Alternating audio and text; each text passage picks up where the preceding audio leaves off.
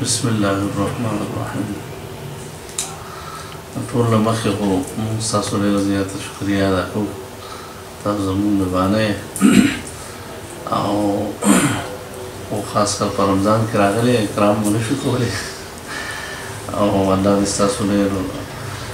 شکریه هم ادا کوو، الله دې ستاسو دنیا او آخرت ښایسته کړي. دا کوم کرونا وایرس په نوم باندې چې وبا راغلې ده نو تقریبا ټوله دنیا په لپیټ کې اخیستې ده او په شکر دی الحمدلله مسلمانان ملکونه هغسې متاثره نه دي څومره چې دا غیر اسلامي او غیر مسلم دا غیر متاثره دي. دا زما په خیال د دې عبادت وجه ده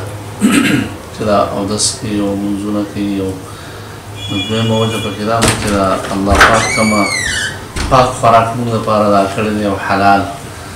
دا د هغې وجه هم کیدی شي او البته څه ناڅه مسلمان د دې وایرس نه چې کوم دی متاثره دی نو زموږ دا دغه دی د اولې ورځې نه مولانا فضل الرحمن صاحب هم اعلان کړی و چې د دې خلکو تاسو مدد وکړئ او میدان ته ووځئ او ویلي هم چې ما سره 40,000 انصار دي، هغې باقاعده د هغې نه حکومت کار واخلي نو هغې میدان کې تقریبا ډېر حده پورې ټول پاکستان کې انصار اسلام ډېر غټ کار چې کوم دی هغه وکړو. باقاعده په سند کې هغې په لاوډ سپیکر باندې هغې به اعلان کوو که د چا چوله بوجو شوي او مړه شوي نو هغې موږ سره رابطه کولی شي په کوڅو کې او ډلو کې به ګرځېدل او باقاعده ریکارډ د هغې ویډیو موجوده ده او اعلان به یې کوو که چاته ضرورت وي نو موږ هغې ته حاضر یو چې دغه ورته ورکړو ریلیف ورته ورکړو. خو موږ حکومت دا مطالبه کوو چې بعد دنیا کې هم خلک دغسې قرنطینه کې دي او په کورونو کې بند دي خو هغې نه باقاعده کورونو ته راشن دی راځي او د هغې هر ضرورت هغه په خپل کور باندې پوره کېږي او دلته څنګه چې په کار و نو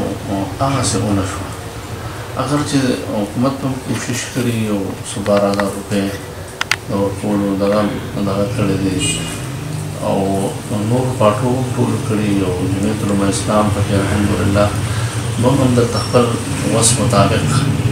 او د خپلو ملګرو نه چانده وکړه، داسې ملګرو پکې چانده کړې چې د هغې وس به نه کېدو خو یاره دا د قوم سره چې کوم دی ښېګړه ده او همدردي ده، د همدردۍ په بنیاد باندې زموږ غریبانانو ملګرو دغه راجمع کړه په هغې کې موږ بیا څه وریجې او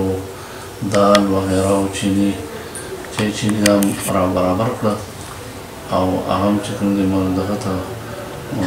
باقاعده ملګرو ته ورکړه او هغې انصار اسلام هغې په نوم ممکنه خو صرف دې دپاره چې خلکو ته دغه ورسي باقاعده دروازه به یې ټکوله او غریبانان به راوتل او هغې به ورکول.